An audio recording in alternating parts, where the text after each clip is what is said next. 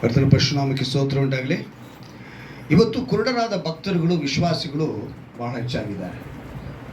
ಯಾರಾಗಿದ್ದಾರೆ? ಕುರುಡರಾದ ಭಕ್ತರು, ವಿಶ್ವಾಸಿಗಳು. ಅನೇಕ ಭಕ್ತರು ದೇವರ ಚಿತ್ತವನ್ನು ತಿಳಿಯದ ಕುರುಡರಾಗಿದ್ದಾರೆ. ಯಾರು? ಭಕ್ತರು ದೇವರ ಚಿತ್ತವನ್ನು ತಿಳಿಯದ ಕುರುಡರಾಗಿದ್ದಾರೆ. ಮಹಾಭಕ್ತರು, ಆತ್ಮೀಯರು, ಅಭಿಷೇಕ ಹೊಂದಿದವರು ಸಹ ದೇವರ ಚಿತ್ತ ಎಂಬ ಆ ಸರ್ಕಲ್ನಲ್ಲಿ ಕುರುಡರಾಗಿದ್ದಾರೆ. ಇಂಥವರು ದೇವರ ಚಿತ್ತವನ್ನು, ಉದ್ದೇಶವನ್ನು ನೆರವೇರಿಸದ ಕುರುಡರಾಗಿದ್ದಾರೆ. ಅದ್ಭುತ ಸೂಚಕಾರ್ಯ ಮಾಡುವವರು ದೇವರ ಚಿತ್ತದಲ್ಲಿ ನಮ್ಮನ್ನು ನಡೆಸುತ್ತಾರೆ ಎಂಬ ಗ್ಯಾರಂಟಿ ಸರ್ಟಿಫಿಕೇಟ್ ಅಲ್ಲ. ದೇವರ ಉದ್ದೇಶವನ್ನು ವಾಕ್ಯದಿಂದ ವಿಭಜಿಸಿ ತಿಳಿಸಿ ಅದರಲ್ಲಿ ನಡೆಸುವವರು ದೇವರಲ್ಲಿ ನಡೆಸುವರಾಗಿದ್ದಾರೆ. ಆದರೆ ಈಗಿನ ಸಮಾಜದಲ್ಲಿ ಅದ್ಭುತ ನಡೆಯುವ ಸ್ಥಳವನ್ನು ಹಿಂಬಾಲಿಸುತ್ತಾ ಅದ್ಭುತ ಮಾಡುವವರು ಏನು ಹೇಳಿದ್ರು ಸತ್ಯ ಎಂದು ಅದನ್ನೇ ನಂಬಿಕೊಂಡು ಅದರ ಮೇಲೆ ಭ್ರಮೆಯಲ್ಲಿ ಇದ್ದುಕೊಂಡು ಅದನ್ನು ಹಿಂಬಾಲಿಸುವವರು ಅನೇಕರಾಗಿದ್ದಾರೆ. ಆದರೆ ಆ ಭ್ರಮೆ ಒಂದು ದಿನ ನಾಶನಕ್ಕೆ ಕೊಂಡೊಯ್ಯುತ್ತದೆ. ಕಾರಣ, ಸುಳ್ಳು ಬೋಧಕರು, ಪ್ರವಾದಿಗಳು ಅದ್ಭುತ ಸೂಚಕ ಕಾರ್ಯಗಳನ್ನ ಮಾಡಿಸಿ ಅಂತೇಳಿ ಸತ್ಯವೇದದಲ್ಲಿ ಬರೆಯಲ್ಪಟ್ಟಿದೆ. ಮತ್ತಾಯನ ಬರೆದ ಸುವಾರ್ತೆ 24ನೇ ಅಧ್ಯಾಯದಲ್ಲಿ 24ನೇ ವಾಕ್ಯವನ್ನು ನಾವು ಗಮನಿಸುವಾಗ ಅಲ್ಲಿ ಹೇಳಲ್ಪಟ್ಟಿದೆ. ಯಾವ ರೀತಿ ಹೇಳಲ್ಪಟ್ಟಿದೆ ಅಂತ ಹೇಳಿದ್ರೆ, ಸುಳ್ಳು ಕ್ರಿಸ್ತರು, ಸುಳ್ಳು ಪ್ರವಾದಿಗಳು ನಿಮ್ಮ ಎದ್ದು ಸಾಧ್ಯವಾದರೆ ದೇವರಾದುಕೊಂಡವರನ್ನ ಸಹ ಮೋಸಗೊಳಿಸುವುದಕ್ಕೋಸ್ಕರ ದೊಡ್ಡ ದೊಡ್ಡ ಸೂಚಕ ಕಾರ್ಯಗಳನ್ನು, ಅದ್ಭುತ ಕಾರ್ಯಗಳನ್ನು ಮಾಡಿ ತೋರಿಸುವರು. ಯಾರಂತೆ? ಸುಳ್ಳು ಕ್ರಿಸ್ತರು, ಸುಳ್ಳು ಪ್ರವಾದಿಗಳು ಎದ್ದು ಸಾಧ್ಯವಾದರೆ ದೇವರಾದುಕೊಂಡ ಸಹ ಮೋಸಗೊಳಿಸುವುದಕ್ಕೋಸ್ಕರ ದೊಡ್ಡವರನ್ನು ಸಹ, ಅಂದರೆ ಸೂಚಕ ಕಾರ್ಯಗಳನ್ನು, ಅದ್ಭುತ ಕಾರ್ಯಗಳನ್ನು ಮಾಡಿ ತೋರಿಸುವರು. ಸುಳ್ಳು ಕ್ರಿಸ್ತರಿವರು. ಮತ್ತಾಯನ ಬರೆದ ಸುವಾರ್ತೆ 24ನೇ ಅಧ್ಯಾಯದಲ್ಲಿ 24ನೇ ವಾಕ್ಯ. ಯೇಸು ಏನು ಹೇಳ್ತಾರೆ ಗೊತ್ತಾ? ಯೇಸು ಈ ಅದ್ಭುತ ಮಾಡುವನ್ನು ನೋಡಿ ಒಂದು ಮಾತನ್ನು ಪ್ರಾರ್ಥ ಪ್ರಸಂಗದಲ್ಲಿ ಹೇಳ್ತಾರೆ. 7ನೇ ಅಧ್ಯಾಯದಲ್ಲಿ ಆತನು ಹೇಳಿದಂಥ ಮಾತು ಏನಾಗಿದೆ ಅಂತ ಹೇಳಿ ನಾವು ಗಮನಿಸುವಾಗ 21ನೇ ವಾಕ್ಯದಿಂದ ಓದ್ತೀನಿ ಕೇಳಿ. ನನ್ನನ್ನು ಸ್ವಾಮಿ ಸ್ವಾಮಿ ಅನ್ನುವರೆಲ್ಲರೂ ಪರಲೋಕ ರಾಜ್ಯದಲ್ಲಿ ಸೇರುವರೆಂದು ನೆನೆಸಬೇಡಿರಿ. ಪರಲೋಕದಲ್ಲಿ ಇರುವ ನನ್ನ ತಂದೆಯ ಚಿತ್ತದಂತೆ ನಡೆಯುವವನೇ ಪರಲೋಕ ರಾಜ್ಯಕ್ಕೆ ಸೇರುವನು. ಸ್ವಾಮಿ ಸ್ವಾಮಿ, ನಿನ್ನ ಹೆಸರಿನ ಮೇಲೆ ನಾವು ಬೋಧನೆ ಹೇಳಲಿಲ್ಲವೇ? ನಿನ್ನ ಹೆಸರಿನ ಮೇಲೆ ದೆವ್ವಗಳನ್ನು ಬಿಡಿಸಲಿಲ್ಲವೇ? ನಿನ್ನ ಹೆಸರಿನ ಮೇಲೆ ಅನೇಕ ಮಹತ್ಕಾರ್ಯಗಳನ್ನು ಮಾಡಲಿಲ್ಲವೇ ಎಂದು ಆ ದಿನದಲ್ಲಿ ಎಷ್ಟೋ ಜನರು ನನಗೆ ಹೇಳುವರು. ಆಗ ನಾನು ಅವರಿಗೆ, ನಾನೆಂದು ನಿಮ್ಮ ಗುರುತು ಕಾಣೆನು. ಧರ್ಮವನ್ನು ಮೀರಿ ನಡೆಯುವವರೇ, ನನ್ನಿಂದ ತೊಲಗಿ ಹೋಗಿರಿ ಎಂದು ಎಲ್ಲರ ಮುಂದೆ ಹೇಳಿಬಿಡುವೆನು. ದೇವರು ಹೇಳಿದಂಥ ಮಾತು. ಸುಳ್ಳುಗಾರರಿಂದ ಆಕಾಶದ ಬೆಂಕಿ ಇಳಿಸಿ, ಮಳೆ ಸುರಿಸಿ, ವಂಚನೆಯಿಂದ ನಮ್ಮನ್ನು ಸೆಳೆದುಕೊಳ್ಳುವವರಾಗಿದ್ದಾರೆ. ಅಂಥವರಿಗೆ ವರಗಳಿಂದ ತುಂಬಿಸಿ ಅದ್ಭುತ ನಡೆಯುವ ಸ್ಥಳಕ್ಕೆ ಹೋಗಬೇಕೆಂಬ ಪ್ರೇರಣೆಯೂ ಮಾಡ್ತಾರೆ. ದೇವರು ಅಲ್ಲಿ ಮಾತ್ರ ಇದ್ದಾರೆ ಎಂದು ನಂಬುವಂತೆ ನಿಮ್ಮನ್ನು ಮಾಡ್ತಾರೆ. ಆದರೆ ದೇವರ ಉದ್ದೇಶ, ದೇವರ ಚಿತ್ತ ಎಲ್ಲಿದೆಯೋ ಅದ್ಭುತ ಕಾರ್ಯ, ಸೂಚಕ ಕಾರ್ಯ ಮಾತ್ರವಲ್ಲದೆ ವಾಕ್ಯದಲ್ಲಿ ನಿಮ್ಮನ್ನು ನೆಲೆಗೊಳಿಸಬೇಕು. ದೇವರ ಚಿತ್ತವನ್ನು ನೆರವೇರಿಸುವರಾಗಿರಬೇಕು. ದೇವರ ಹೃದಯದಲ್ಲಿ ಇರುವುದನ್ನು ನಿಮ್ಮ ಹೃದಯದಲ್ಲಿ ಇಡಬೇಕು. ದೀಕ್ಷಾ ಸ್ನಾನ ಕೊಟ್ಟ ಸ್ನಾನಿಕನಾದ ಯೋಹಾನ ಅದ್ಭುತ ಮಾಡಲಿಲ್ಲ, ಆದರೆ ಎಲಿಷಾ ಅದ್ಭುತ ಮಾಡಿದರು.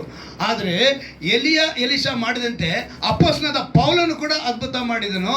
ಅದೇ ರೀತಿಯಾಗಿ ಅವರ ಶಿಷ್ಯರುಗಳು ಕೂಡ ಅದ್ಭುತ ಮಾಡಿದರು. ಅದ್ಭುತ ಇಲ್ಲ ಅಂತ ಹೇಳ್ತಾ ಇಲ್ಲ, ಅದ್ಭುತ ಇದೆ. ಆದರೆ ಅದ್ಭುತ ಮಾಡಿದವರು ಹೇಳಿದ್ದೆಲ್ಲ ಸತ್ಯ ಅಂತ ನಂಬುವುದು ಭ್ರಮೆ. ಅದು ನಮ್ಮನ್ನು ಒಂದು ಸ್ಥಳಕ್ಕೆ ಕೊಂಡೋಗುತ್ತೆ, ಅದು ನಾಶನಕ್ಕೆ.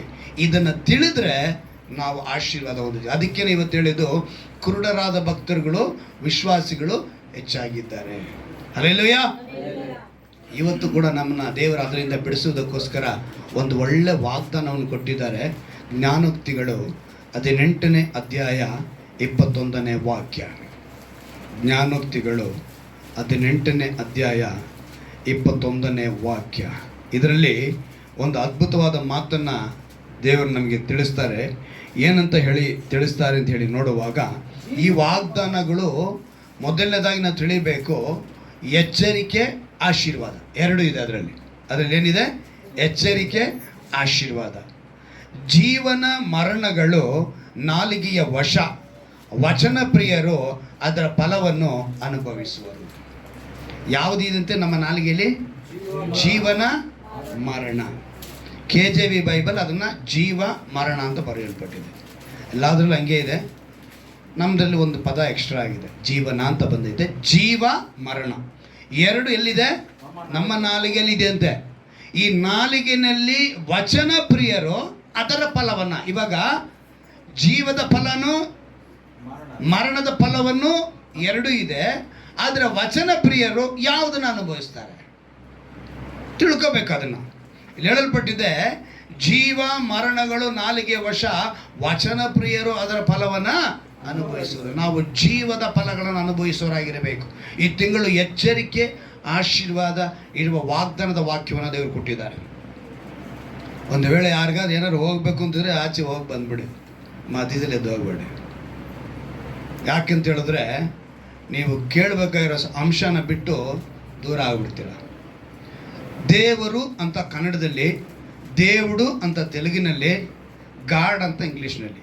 3 ಪದ, 3 ಭಾಷೆಯಲ್ಲೋ 3 ಪದನೇ. ತಮಿಳ್ನಲ್ಲಿ ಬೇಕಿದ್ರೆ ದೇವನ್ ಅಂತ ಹೇಳ್ತಾರೆ, ಇಲ್ಲ ಕಡವುಳ್ ಅಂತ ಹೇಳ್ತಾರೆ, ಆಂಡವನ್ ಅಂತ ಹೇಳ್ತಾರೆ. ಹಿಂದಿನಲ್ಲಿ ಭಗವಾನ್ ಅಂತಾರೆ, ಇಲ್ಲಾಂದರೆ ಪರಮೇಶ್ವರ್ ಅಂತಾರೆ. ನಮ್ಮ ದೇವರಿಗೆ ಯೇಸುಗೆ ಏನಂತ ಹೇಳ್ತಾರೆ ಗೊತ್ತಾ? ಯೇಸು ಮಸಿ ಅಂತ ಹೇಳ್ತಾರೆ, ಪರಮೇಶ್ವರ್ ಅಂತಲೂ ಹೇಳ್ತಾರೆ. ನಮ್ಮ ಕನ್ನಡದಲ್ಲಿ ಸತ್ಯವೇದದಲ್ಲಿ ತಂದೆಯಾದ ದೇವರಿಗೆ ಇನ್ನೊಂದು ಹೆಸರಿದೆ, ಏನು? ಸೇನಾಧೀಶ್ವರ. ಸೇನಾಧೀಶ್ವರ, ಸೇನೆಯ ಈಶ್ವರ, ಸೇನಾಧೀಶ್ವರ. ಸೊ ನಮ್ಮ ದೇವರಿಗೆ ಕೊಡಲ್ಪಟ್ಟಂಥ ಹೆಸರುಗಳು ಇದು. ಎಲ್ಲ ಭಾಷೆಯಲ್ಲಿ ದೇವರು ಅಂತ ನಾವು ನೋಡುವಾಗ ಇಲ್ಲಿ ತಾರತಮ್ಯ ಬರಬಾರ್ದು. ದೇವರು ಅಂತ ಹೇಳಿದ್ಮೇಲೆ ಎಲ್ಲ ಭಾಷೆ, ಎಲ್ಲ ಜನಾಂಗದಲ್ಲಿ ಇದ್ದಾರೆ. ಅದನ್ನು ನೀವು ಗಮನದಲ್ಲಿ ಇಟ್ಕೊಳ್ಬೇಕು. ನಿಮ್ಮ ಗಮನ ಬೇರೆ ಕಡೆ ಹೋಯ್ತು ಅಂದರೆ ನಾನು ಹೇಳುವಂಥ ಅಂಶ ನಿಮಗೆ ಸಿಗಲ್ಲ. ದೇವರು ಅನ್ನೋ ಪದ, ಆ ಪದ ಎಲ್ಲ ಭಾಷೆಯಲ್ಲಿ, ಎಲ್ಲ ಜನಾಂಗದಲ್ಲಿ ಇದೆ. ಈಗ ತಾರತಮ್ಯ ನೋಡುವ ಗುಣ ಮುಖ್ಯವಾಗಿ ಯೇಸು ಕ್ರಿಸ್ತನ ಹಿಂಬಾಲಕರಲ್ಲಿ ಇರಬಾರ್ದು. ಅರ್ಥ ಆಯ್ತಾ? ದೇವರು ಅಂತ ಅವರು ಕರೀತಿದ್ದಾರೆ, ಯಾರು? ಅನ್ಯರು. ಕರೆಕ್ಟಾ? ಅನ್ಯರು ಕೂಡ ದೇವರು ಅಂತ ಕರೀತಾ ಇದ್ದಾರೆ, ನಾವು ದೇವರು ಅಂತಲೇ ಕರೀತಾ ಇದ್ದೀವಿ. ಅವರಿಗೂ ನಮಗೇನು ವ್ಯತ್ಯಾಸ ಇಲ್ಲ. ಅವರು ಕರೆಯುವಂಥ, ಅವರು ಪೂಜಿಸುವಂಥ ಎಲ್ಲವನ್ನ ಅವರು ದೇವರು ಅಂತ ಹೇಳ್ತಿದ್ದಾರೆ. ನಾವು ಆರಾಧಿಸುವಂಥವರನ್ನು ನಾವೇನು ಹೇಳ್ತಿದ್ದೀವಿ? ದೇವರು ಅಂತ ಹೇಳ್ತಿದ್ದೀವಿ. ಅವರ ದೇವರು ಅವರಿಗೆ, ನಮ್ಮ ದೇವರು ನಮ್ಮದಾಗಿದೆ. ಸೊ ಇಲ್ಲಿ ನಾವು ಗಮನಿಸಬೇಕಾಗಿದ್ದು, ಇವತ್ತು ಸ್ಪಷ್ಟವಾಗಿ ಹೇಳ್ತೀನಿ, ಹಳ ಒಡಂಬಡಿಕೆ ಹೊಸ ಒಡಂಬಡಿಕೆ ಕುರಿತು ಎರಡರಲ್ಲೂ ಸೇರಿ ಹೇಳ್ತೀನಿ, ತಾರತಮ್ಯ ನಮಗಿರಬಾರ್ದು. ಈ ತಾರತಮ್ಯ ಇತ್ತು ಅಂದರೆ ಅಂದಿನ ಯಹೂದ್ಯರಲ್ಲಿ ಇದು ಬಂತು. ಯಾರಲ್ಲಿ ಬಂತು? ಯಹೂದ್ಯರಲ್ಲಿ ಬಂತು. ಅವರಲ್ಲಿ ಆ ಒಂದು ಗುಣ ಇದ್ದ ಕಾರಣ ಯೇಸು ಕ್ರಿಸ್ತನನ್ನು ಸ್ವಂತ ಜನರೇ ಶಿಲುಬೆಗೆ ಹಾಕಬೇಕೆಂದು ತೀರ್ಪು ಮಾಡಿತು. ಅನ್ಯರಲ್ಲ. ಗಮನಿಸ್ಕೊಳ್ಳಿ, ಯೇಸುನ ಶಿಲುಬೆಗೆ ಹಾಕಬೇಕಂತ ಹೇಳಿದ್ದವರು ಯಾರು? ಸ್ವಂತ ಜನರು, ಯಹೂದ್ಯರು, ಇಸ್ರಾಯೇಲರಿಂದ ಕರೆಯಲ್ಪಟ್ಟವರೇ ಯೇಸು ಕ್ರಿಸ್ತನನ್ನು ಶಿಲುಬೆಗೆ ಹಾಕಬೇಕೆಂದು ತೀರ್ಪು ಮಾಡಿದರು. ಮಾರ್ಕನ ಬರೆದ ಸುವಾರ್ತೆ 14ನೇ ಅಧ್ಯಾಯ, ಮಾರ್ಕನ ಬರೆದ ಸುವಾರ್ತೆ 14ನೇ ಅಧ್ಯಾಯನ ನಾವು ತೆಗೆದುಕೊಳ್ಳುವಾಗ ನಾನು ಓದ್ತೀನಿ, ಗಮನ ಇಟ್ಟು ಕೇಳಿ. ಅಲ್ಲಿ ಒಂದು ಅದ್ಭುತವಾದ ಮಾತನ್ನು ದೇವರು ನಮಗೆ ತಿಳಿಸ್ಕೊಡ್ತಾರೆ. 14ನೇ ಅಧ್ಯಾಯದಲ್ಲಿ 61ನೇ ವಾಕ್ಯದಿಂದ ನಾನು ಓದ್ತೀನಿ, ಗಮನ ಇಟ್ಟು ನೋಡಿ. ನಿಮ್ಮ ಸತ್ಯವೇದದಲ್ಲಿ ನಾನು ಓದೋದು ಇದೆಯಾ ಅಂತ ಗಮನಿಸಿ. ಮಾರ್ಕನ ಬರೆದ ಸುವಾರ್ತೆ 14ನೇ ಅಧ್ಯಾಯ 61ನೇ ವಾಕ್ಯ. ಆದರೆ ಆತನು ಸುಮ್ಮನಿದ್ದು ಏನೂ ಉತ್ತರ ಹೇಳಲಿಲ್ಲ. ತಿರುಗಿ ಮಹಾಯಾಜಕನು, ಏನಂತೆ? ಮಹಾಯಾಜಕನು, ಭಗವಂತನ ಕುಮಾರನಾದ ಕ್ರಿಸ್ತನೋ ನೀನು ಎಂದು ಆತನನ್ನು ಕೇಳಲಾಗಿ, ಯೇಸು, ನಾನೇ, ಇದಲ್ಲದೆ ಮನುಷ್ಯ ಕುಮಾರನು ಸರ್ವಶಕ್ತನ ಬಲಗಡೆಯಲ್ಲಿ ಆಸೀನನಾಗಿರುವುದನ್ನು, ಆಕಾಶದ ಮೇಘಗಳೊಂದಿಗೆ ಬರುವುದನ್ನು ನೋಡಿವಿರಿ ಅಂದನು. ಇದನ್ನು ಕೇಳಿ ಮಹಾಯಾಜಕನು ತನ್ನ ಅಂಗಿಗಳನ್ನು ಹರಕೊಂಡು, ನಮಗೆ ಸಾಕ್ಷಿಗಳು ಇನ್ನೂ ಯಾತಕ್ಕೆ ಬೇಕು? ಇವನು ಮಾಡಿದ ದೂಷಣೆಯನ್ನು ಕೇಳಿದ್ದಿರಲ್ಲ, ನಿಮಗೆ ಹೇಗೆ ಕಾಣುತ್ತದೆ ಅನ್ನಲು ಅವರೆಲ್ಲರೂ ಇವನು ಮರಣದಂಡನೆ ಹೊಂದತಕ್ಕವನು ಎಂದು ತೀರ್ಪು ಮಾಡಿದರು. ಯಾರಿವರು ಹೇಳಿದ್ದು? ಮಹಾಯಾಜಕನು. ಯಹೂದ್ಯರು, ಇಸ್ರಾಯೇಲರಿಂದ ಕರೆಯಲ್ಪಟ್ಟಂಥ ಜನಾಂಗ ಯೇಸು ಕ್ರಿಸ್ತನನ್ನು ಈತನು ದೂಷಣೆ ಮಾಡಿದ್ದಾನೆ. ಏನು ದೂಷಣೆ ಮಾಡಿದ್ದಾನೆ ಅಂದರೆ, ಆತನು ದೇವಕುಮಾರನೆಂದು ಹೇಳಿದ್ದು, ನಾನು ದೇವರ ಬಲಗಡೆಯಲ್ಲಿ ಆಸೀನನಾಗಿರುತ್ತೇನೆ ಅಂತ ಹೇಳಿದ್ದನ್ನು ಅವರು ನಂಬಲಿಲ್ಲ. ಅವರು ನಂಬದ ಕಾರಣ ಅಲ್ಲಿಗೆ ಈಗ ನಾನು ಹೇಳಿದ್ನಲ್ಲ ತಾರತಮ್ಯ ದೇವರು ಅನ್ನೋ ವಿಷಯದಲ್ಲಿ. ಇಸ್ರಾಯೇಲರು ಅವರು ಆರಾಧಿಸ್ತಿದ್ದ ಧರ್ಮಶಾಸ್ತ್ರದ ಪ್ರಕಾರ ಯೆಹೋವ ಎಂಬ ದೇವರು, ಯಾರು? ಯೆಹೋವ ಎಂಬ ತಂದೆಯಾದ ದೇವರನ್ನ ಅವರು ಆರಾಧಿಸ್ತಾ ಇದ್ರು. ಅವರಿಗೇನೆ ಯೆಹೋವ ರಾಫ, ಯೆಹೋವ ರೂವ, ಯೆಹೋವ ಚಿತ್ಕೇನು, ಎಲಿಯೋನ್, ಅಡೋನಾ, ಅವರಿಗೆ ಅನೇಕ ಹೆಸರುಗಳು, ಎಬಿನೇಸರ್, ಇವೆಲ್ಲವೂ ಕೂಡ ಆತನಿಗೆ ಕೊಡಲ್ಪಟ್ಟಂಥ ಹೆಸರುಗಳೇ. ಅದರಲ್ಲಿ ಸೇನಾಧೀಶ್ವರ ಅಂತ ಕೂಡ ಇದೆ, ಪರಾಕ್ರಮಿಯಾದ ದೇವರು ಅಂತಲೂ ಕೂಡ ಇದೆ ಅಲ್ವಾ. ಈ ಹೆಸರನ್ನು ಒಳಗೊಂಡ ಆ ದೇವರನ್ನ ಈತನು ತನಗೆ ಹೋಲಿಕೆ ಮಾಡಿಕೊಂಡಿದ್ದಾನೆ. ಯಾರು? ಯೇಸು ಕ್ರಿಸ್ತನು ಭೂಮಿ ಮೇಲೆ ನರಾವತಾರ ಎತ್ತಿದ್ದಾಗ ನಮ್ಮ ಕಣ್ಣು ಮುಂದೆ ಇದ್ದ ಯೋಸೇಫನಿಗೂ ಮರಿಯಳಿಯ ಹೊಟ್ಟೆಯಲ್ಲಿ ಹುಟ್ಟಿದಂಥ ಈ ವ್ಯಕ್ತಿ ನರನಾಗಿ ಬಂದವನು ದೇವರಿಗೆ ಸಮಾನ, ನಾನು ದೇವರ ಕುಮಾರ ಅಂತ ದೂಷಣೆ ಮಾಡ್ತಿದ್ದಾನೆ, ಆದ್ದರಿಂದ ಈ ವ್ಯಕ್ತಿಗೆ ಮರಣದಂಡನೆ ಆಗಬೇಕು ಅಂತ ಸ್ವಂತ ಜನರೇ ತೀರ್ಪು ಮಾಡಿದರು. ಅಲ್ಲಿಗೆ ದೇವರು ಅನ್ನೋ ವಿಷಯದಲ್ಲಿ ತಾರತಮ್ಯ ಎಲ್ಲಿ ಬಂತು? ಹಳೆ ಒಡಂಬಡಿಕೆಯಲ್ಲೇ ಬಂತು. ಹೊಸ ಒಡಂಬಡಿಕೆ ಕಾಲಕ್ಕೆ ಬಂದಾಗ ಅದು ತೀರ್ಪಾಗೋಯ್ತು. ದೇವರು ಅಂತೇಳಿ ಅವರು ಅಷ್ಟು. ನೋಹನ ಜಲಪ್ರಳಯದ ನಂತರ ನೀವು ಗಮನಿಸಬೇಕು, ಅವನ 3 ಮಕ್ಕಳಲ್ಲಿ ಇದ್ರು, ಶೇಮ್, ಹಾಮ್, ಯಪೇತ್ ಅಂತೇಳಿ. ಶೇಮ್ ವಂಶದಲ್ಲಿ ಬಂದವನು ಅಬ್ರಹಾಮನು. ಅಬ್ರಹಾಮನ ತಂದೆ ತೆರೇಹ, ಅವನು ವಿಗ್ರಹಾರಕನಾಗಿದ್ದ. ಯಾರಾಗಿದ್ದ? ಅಬ್ರಹಾಮನ ತಂದೆ ವಿಗ್ರಹಾರನಾಗಿದ್ದ. ನೀವು ಯೆಹೋಶುವ ಪುಸ್ತಕದಲ್ಲಿ 2ನೇ ಅಧ್ಯಾಯದಲ್ಲಿ 15ನೇ ವಾಕ್ಯದಲ್ಲಿ ನೋಡಿದ್ರೆ ಅಲ್ಲಿ ಪೂರ್ತಿಯಾಗಿ ಬರೆಯಲ್ಪಟ್ಟಿದೆ. 24ನೇ ಅಧ್ಯಾಯ 2ನೇ ವಾಕ್ಯ ಗಮನಿಸಿದ್ರೆ ಯೆಹೋಶುವ ಪುಸ್ತಕದಲ್ಲಿ ಅದನ್ನು ಬರೆಯಲ್ಪಟ್ಟಿದೆ. ಅಬ್ರಹಾಮನ ತಂದೆ ತೆರೇಹ ವಿಗ್ರಹಾರಕನಾಗಿದ್ದ. ಅಲ್ಲಿಗೆ ಅಬ್ರಹಾಮ ಏನಾಗಿದ್ದ? ಆತನು ವಿಗ್ರಹಾರಕನೇ. ಆದರೆ ದೇವರು ಅವನ ಕರೆದಾಗ ತನ್ನ ದೇಶವನ್ನ, ತನ್ನ ಬಂಧು ಬಳಗವನ್ನ, ತಾನು ಈ ಆರಾಧಿಸಿದಂಥ ದೇವರನ್ನ ಬಿಟ್ಟು ದೇವರು ಹೇಳಿದಂಥ ಒಂದು ಶಬ್ದವನ್ನು ಕೇಳಿ ಬಂದನು. ಅದಕ್ಕೆ ಅಬ್ರಹಾಮನು ನೀತಿವಂತನಾದ. ಹಲ್ಲೆಲೂಯಾ. ನಿಮ್ಮ ಮುಂದೆ ಇವತ್ತು ಸತ್ಯವೇದ ಇದೆ.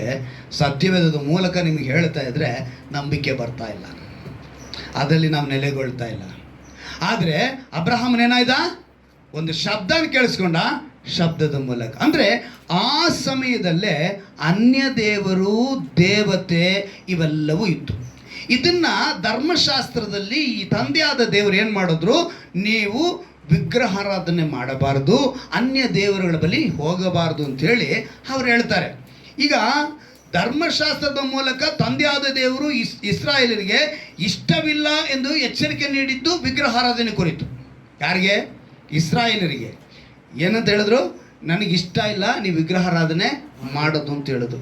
ಆ ರೀತಿ ಹೇಳಿದಾಗ ಈಗ ಯೇಸು ಕ್ರಿಸ್ತನ ಹಿಂಬಾಲಕರಾಗಿರುವ ನಮಗೆ ಹೊಸ ಒಡಂಬಡಿಕೆ ಕಾಲಕ್ಕೆ ಬಂದಾಗ ನಮಗೆಲ್ಲರಿಗೂ ಅಪೊಸ್ತಲನಾದ ಪೌಲನ ಮೂಲಕ ಒಂದು ವಿಷಯ ಹೇಳ್ತಾರೆ.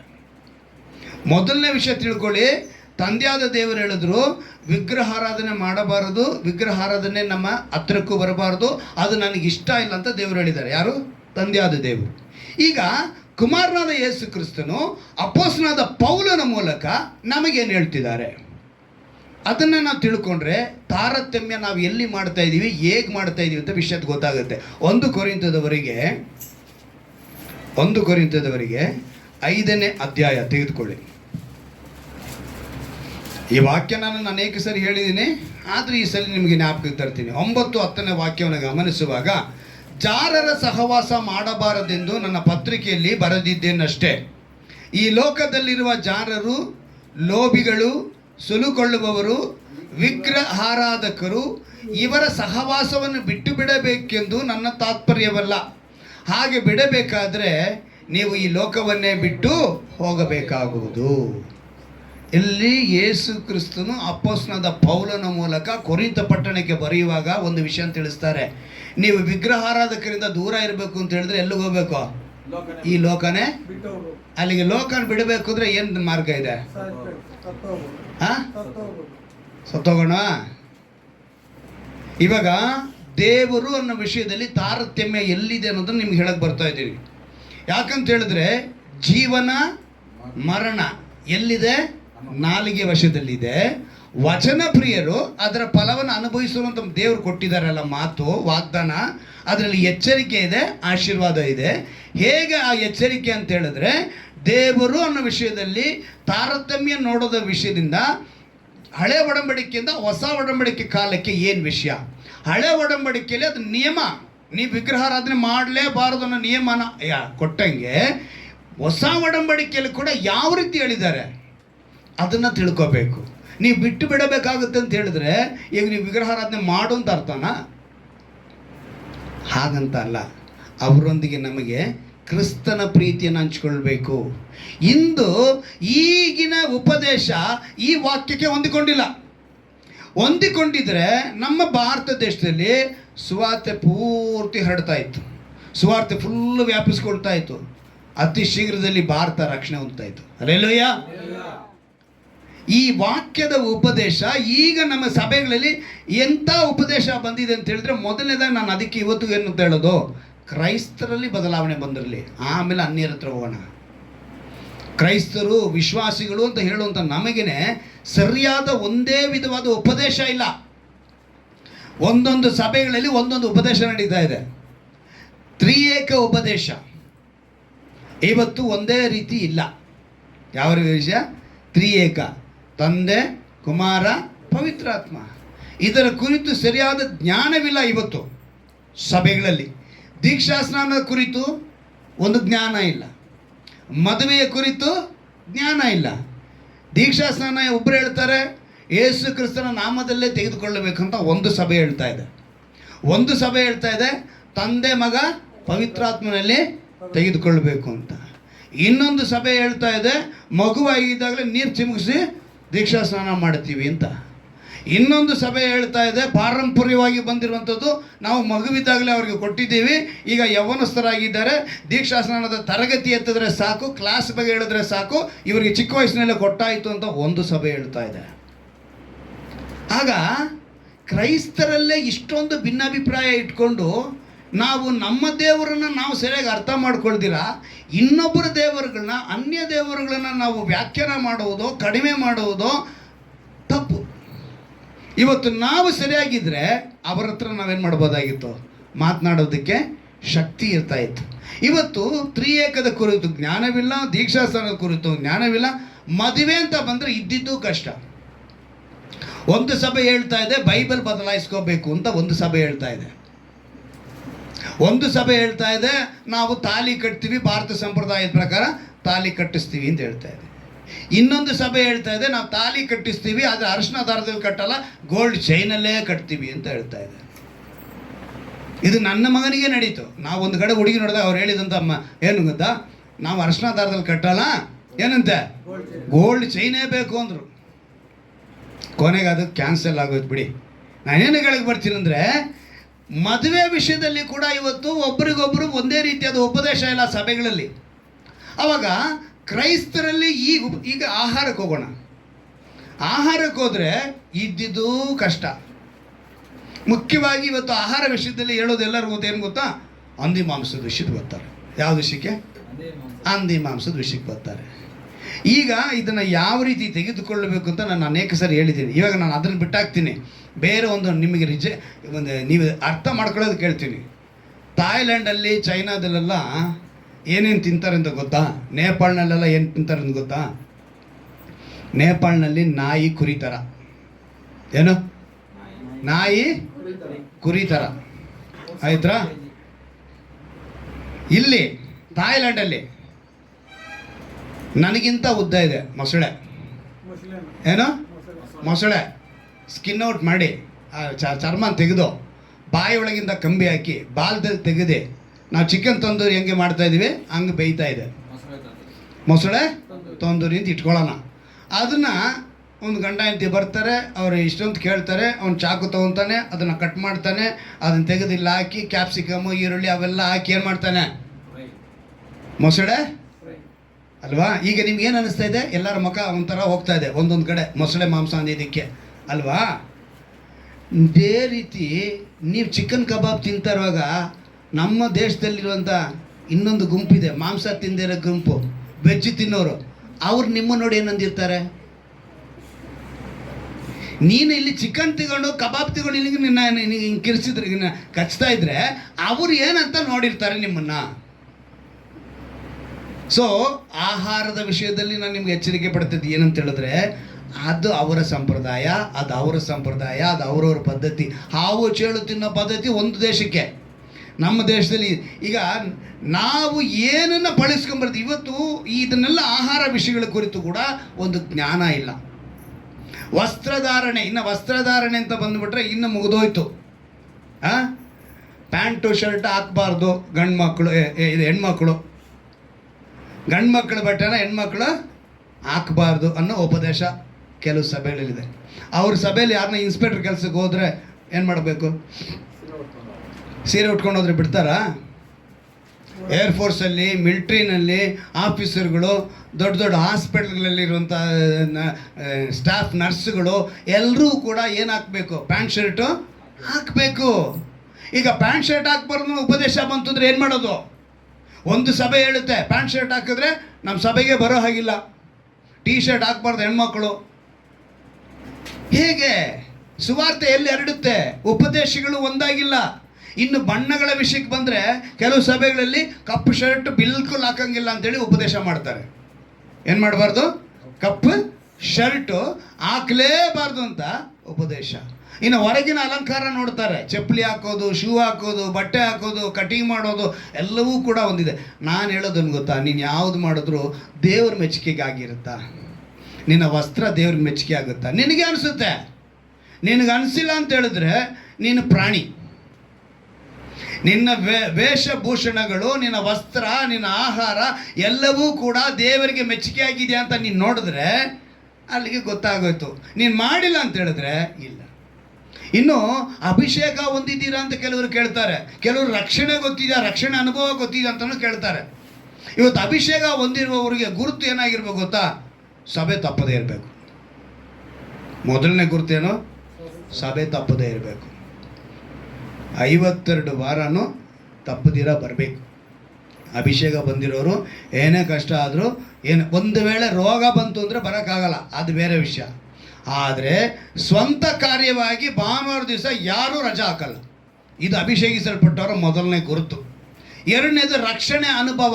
ಈ ರಕ್ಷಣೆ ಅನುಭವ ಇರೋರು ಪ್ರತಿಯೊಂದು ನಡವಳಿಕೆಯಲ್ಲಿ, ಮಾತಿನಲ್ಲಿ ಕೂಡ ಕ್ರಿಸ್ತನ ಪ್ರೀತಿಯನ್ನು ಹಂಚಿಕೊಳ್ಳಬೇಕು. ಸತ್ಯದಿಂದಲೂ ಆತ್ಮದಿಂದಲೂ ಆರಾಧಿಸುವರಾಗಿ ನಾವು ಕಾಣಲ್ಪಡಬೇಕು. ಇನ್ನು ಸಭೆಗಳಲ್ಲಿ ಅನ್ಯ ಭಾಷೆಗಳು ಮಾತನಾಡುವುದು, ಸಭೆಗಳಲ್ಲಿ ಯಾವ ಸಮಯದಲ್ಲಿ ಅನ್ಯ ಭಾಷೆಗಳನ್ನ ನಾವು ಮಾತನಾಡಬೇಕು ಅಂತ ಹೇಳ್ಕೊಡ್ಬೇಕು.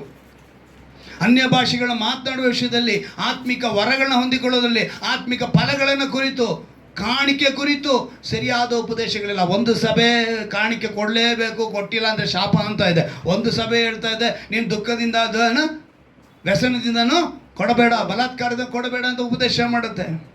ಆವಾಗ ಯಾವುದು ಇಲ್ಲಿ ನಮಗೆ ಸರಿಯಾದ ಉಪದೇಶಗಳಿಲ್ಲ. ಈಗ ಉಪದೇಶ ಬೇಕಾಗಿರೋದು ಏನು ಗೊತ್ತಾ? ಪಾಪದ ಅರ್ಹು ಹುಟ್ಟಬೇಕು. ಯಾವ ಅರ್ಹು? ಪಾಪದ ಅರ್ಹು, ಪ್ರಾಯಶ್ಚಿತ್ತ ಗೊತ್ತಾಗಬೇಕು, ಮಾನಸಾಂತರ ದೇವರ ಕಡೆಗೆ ನಮ್ಮ ನಡೆಸಬೇಕು, ವಾಕ್ಯದಲ್ಲಿ ನೆಲೆಗೊಳ್ಳಬೇಕು. ವಾಕ್ಯೋಪದೇಶ ಇಲ್ಲದೆ ಕಾರಣ ಆಗಿದೆ. ಇವತ್ತು ವಾಕ್ಯದಲ್ಲಿ ನೆಲೆಗೊಳ್ಳಬೇಕು. 1 ಕೊರಿಂಥದಲ್ಲಿ ಇನ್ನೊಂದು ವಾಕ್ಯನ ನಿಮಗೆ ಗಮನಿಸ್ತೀನಿ. 8ನೇ ಅಧ್ಯಾಯದಲ್ಲಿ 6ನೇ ವಾಕ್ಯ ಓದ್ತೀನಿ, ಗಮನ ಇಟ್ಟು ನೋಡಿ. ನಮಗಾದರೂ ಒಬ್ಬನೇ ದೇವರಿದ್ದಾನೆ, ಆತನು ತಂದೆ ಎಂಬ ಆತನೇ. ಆತನು ಸಮಸ್ತಕ್ಕೂ ಮೂಲ ಕಾರಣನು, ನಾವು ಆತನಿಗಾಗಿ ಉಂಟಾದೆವು. ಮತ್ತು ನಮಗೆ ಒಬ್ಬನೇ ಕರ್ತ, ಆತನು ಯೇಸು ಕ್ರಿಸ್ತನೇ. ಆತನ ಮುಖಾಂತರ ಸಮಸ್ತವು ಉಂಟಾಯಿತು, ನಾವು ಆತನ ಮುಖಾಂತರ ಹುಟ್ಟಾದೆವು. ಆದರೆ ಈ ಜ್ಞಾನವು ಎಲ್ಲರಲ್ಲಿಯೂ ಇಲ್ಲ. ಸ್ಪಷ್ಟವಾಗಿ ಹೇಳ್ತಾನೆ ಪೌಲನು. ನಮಗೆ ಒಬ್ಬನೇ ದೇವರು, ಒಂದೇ ದೀಕ್ಷಾ ಸ್ನಾನ, ಒಂದೇ ಉಪದೇಶ ಇರಬೇಕು. ಅದು ಬಂತು ಅಂತ ನೋಡ್ಕೊಳ್ಳಿ, ಭಾರತ ದೇಶ ರಕ್ಷಣೆ ಹೊಂದುತ್ತೆ. ಹಲ್ಲೆಲೂಯ. ಆದರೆ ಇವತ್ತು ತಡೆ ಆಗ್ತಿರೋದಕ್ಕೆ ಒಂದೇ ಉಪದೇಶ ಇಲ್ಲ. ದೇವರು ಅನ್ನೋ ವಿಷಯದಲ್ಲೇ ತಾರತಮ್ಯ. ಇನ್ನು ಅನ್ಯರ ಕರಿತು ನಾವು ಏನಿಗೆ ಯೋಚನೆ ಮಾಡಬೇಕು. ಆದ್ದರಿಂದಲೇ ದೇವರು ಈ ತಿಂಗಳು ಒಂದು ಎಚ್ಚರಿಕೆ, ಆಶೀರ್ವಾದ, ವಾಗ್ದಾನವನ್ನು ನಮಗೆ ಕೊಟ್ಟಿದ್ದಾರೆ. ಜೀವನ ಮರಣಗಳು ನಮ್ಮ ನಾಲಿಗೆ ವಶದಲ್ಲಿದೆ. ವಚನ ಪ್ರಿಯರು ಅದರ ಫಲವನ್ನು ಅನುಭವಿಸುವರು. ದೇವರು ಅಂತ ಹೇಳಿದ ತಕ್ಷಣವೇ ನಮಗೆ ನಮ್ಮ ಇದ್ರ ಪ್ರಕಾರ, ಸತ್ಯವಾದ ಪ್ರಕಾರ ಗಾಡ್ ಈಸ್ ಲವ್ ಅಂತ ಹೇಳ್ತೀವಿ. ಏನಂತ ಹೇಳ್ತೀವಿ? ಗಾಡ್ ಈಸ್ ಲವ್ ಅಂತ ಹೇಳ್ತೀವಿ. 1 ಯೋಹಾನನ ಬರೆದ ಪತ್ರಿಕೆ 4ನೇ ಅಧ್ಯಾಯದಲ್ಲಿ ಆ ಮಾತನ್ನು ಯಾವ ರೀತಿಯಾಗಿ ಯೋಹಾನನ್ ಬರೀತಾನೆ ಅಂತ ಹೇಳಿ ನಾವು ನೋಡುವಾಗ, ಯೋಹಾನನ್ ಬರೆದ ಮೊದಲನೆಯ ಪತ್ರಿಕೆ 4ನೇ ಅಧ್ಯಾಯ ಅಲ್ಲಿ ಒಂದು ಅದ್ಭುತವಾದ ಮಾತನ್ನು ಬರೆದಿದ್ದಾರೆ. ನೋಡಿ 4ನೇ ಅಧ್ಯಾಯದಲ್ಲಿ 9ನೇ ವಾಕ್ಯದಿಂದ ಓದ್ತೀನಿ ಕೇಳಿ. ದೇವರು ತನ್ನ ಒಬ್ಬನೇ ಮಗನನ್ನ, ಗಮನಿಸ್ಬೇಕು ನಾವಿಲ್ಲೇ. ಈಗ ಹಳೆ ಒಡಂಬಡಿಕೆಯಲ್ಲಿ ಯೆಹೋವ ಶಮ್ಮ, ಯೆಹೋವ ರಾಫ, ಯೆಹೋವ ರೂವ ಅಂತ ಹೆಸರೆಲ್ಲ ಇದ್ದಂಥ ದೇವರು ಧರ್ಮಶಾಸ್ತ್ರನಿಗೆ ಅಧೀನರಾಗಿದ್ದ ಜನಗಳಿಗೆ ಯೇಸು ಕ್ರಿಸ್ತನು ಆತನ ಕುಮಾರನು ಎಂಬುದನ್ನು ತಿಳಿಯದ ಕಾರಣ ಆ ದೇವರು ದೇವರು ದೇವರು ಇದು ದೇವರ ಕುಮಾರ ಅನ್ನೋದನ್ನ ಅವ್ರು ಒಪ್ಪಲೇ ಇಲ್ಲ. ಒಪ್ಪದ ಕಾರಣ ಅವ್ರನ್ನೇನು ಮಾಡಿದ್ರು, ಅವರು ಶಿಲುಬೆಗೆ ಹಾಕ್ಸ್ಬಿಟ್ರು, ತೀರ್ಪು ಮಾಡಿಬಿಟ್ರು. ಇವತ್ತು ಅದೇ ರೀತಿಯಾಗಿ ಕ್ರಿಸ್ತನ ಉಪದೇಶವನ್ನು ಬಿಡಿಸಿ ವಿಭಜಿಸಿ ಹೇಳದೇ ಇರುವಂಥ ಕಾರಣದಿಂದ ಕ್ರಿಸ್ತನ ಸುವಾರ್ತೆ ಹರಡ್ತಾ ಇಲ್ಲ. ವಿಗ್ರಹಾರಾಧಕರೊಂದಿಗೆ ನಾವು ಸೇರಬೇಕಾ ಬೇಡವಾ? ವಿಗ್ರಹಾರಾಧನೆ ಇರುವಂಥ ಪ್ರಪಂಚದಲ್ಲಿ ನಾವು ಬದುಕ್ತಾ ಇದೀವಲ್ಲ, ಹಾಗಾದರೆ ನಾವು ಏನು ಮಾಡಬೇಕು, ಏನು ಹೇಳ್ತಾ ಇದ್ದಾರೆ, ಅವರೊಂದಿಗೆ ನಾವು ಕ್ರಿಸ್ತನ ಪ್ರೀತಿಯನ್ನು ಹಂಚ್ಕೊಳ್ಬೇಕಾ ಬೇಡವಾ ಅನ್ನೋ ಜ್ಞಾನವಿಲ್ಲದವರಾಗಿದ್ದಾರೆ. ಎಲ್ಲಿ ಅದಕ್ಕೆ ಇಷ್ಟು ಕಾರ್ಯ ಹೇಳಿದ್ದು ನಾನು. ಮೊದಲನೇದು ತ್ರಿಯೇಕದ ಕುರಿತು ಜ್ಞಾನವಿಲ್ಲ, ದೀಕ್ಷಾಸ್ಥಾನದ ಕುರಿತು ಜ್ಞಾನವಿಲ್ಲ, ಮದುವೆ ಕುರಿತು ಜ್ಞಾನವಿಲ್ಲ, ಹಬ್ಬಗಳ ಕುರಿತು ಜ್ಞಾನವಿಲ್ಲ, ಆಹಾರ ವಿಷಯದ ಕುರಿತು ಜ್ಞಾನವಿಲ್ಲ, ವಸ್ತ್ರಗಳ ವಿಷಯ ಕುರಿತು ಜ್ಞಾನವಿಲ್ಲ, ಅಲಂಕಾರದ ಕುರಿತು ಜ್ಞಾನವಿಲ್ಲ. ಇವೆಲ್ಲ ಜ್ಞಾನ ಇಲ್ಲದಿಂದ ನಾವು ಅವರಿಂದ ದೂರ ಇದ್ದೀವಿ. ಯಾರಿಂದ? ಅನ್ಯರಿಂದ ದೂರ ಇದ್ದೀವಿ. ಅನ್ಯರಿಂದ ದೂರ ಇದ್ದರೆ ಹೇಗೆ ಅವರು ಕ್ರಿಸ್ತನನ್ನು ಹಿಂಬಾಲಿಸ್ತಾರೆ? ವಿಶ್ವಾಸಿಗಳು, ಕ್ರೈಸ್ತರಿಂದ ಎಣಿಸಲ್ಪಟ್ಟಂಥ ನಾವುಗಳು ಅವರೊಂದಿಗೆ ಪ್ರೀತಿಯಿಂದ ನಡ್ಕೊಳ್ಬೇಕು. ಅದನ್ನೇ ದೇವರು ಹೇಳ್ಕೊಟ್ಟಿದ್ದು. 4ನೇ ಅಧ್ಯಾಯದಲ್ಲಿ ಅವರು ವಾಕ್ಯ ಹೇಳ್ತಾರೆ, 9ನೇ ವಾಕ್ಯ, ಒಬ್ಬನೇ ಮಗನನ್ನು ನಾವು ಆತನ ಮೂಲಕ ಜೀವಿಸುವುದಕ್ಕಾಗಿ ಲೋಕಕ್ಕೆ ಕಳಿಸಿಕೊಟ್ಟದರಲ್ಲಿಯೇ ದೇವರ ಪ್ರೀತಿಯು ನಮ್ಮಲ್ಲಿ ಪ್ರತ್ಯಕ್ಷವಾಗಿದೆ. ದೇವರ ಪ್ರೀತಿ ಅಲ್ಲಿಗೆ ಬಂದಿದ್ದು ಯಾವಾಗ? ಕುಮಾರನನ್ನ ಕೊಟ್ಟಿನ.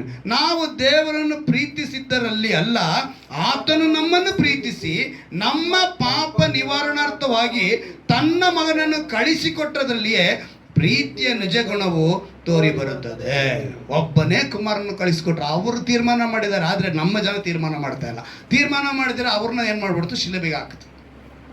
ಇವತ್ತು ನಾವು ಮತ್ತೆ ಮತ್ತೆ ಅದೇ ತಪ್ಪನ್ನು ಮಾಡ್ತಾ ಇದ್ದೀವಿ. ಕ್ರಿಸ್ತನ ಪ್ರೀತಿಯನ್ನು ಎಲ್ಲರೊಂದಿಗೆ ಹಂಚ್ಕೊಳ್ತಾ ಇಲ್ಲ. ಏನಂತ ವಾಕ್ಯ ಹೇಳ್ತಾ ಇದೆ?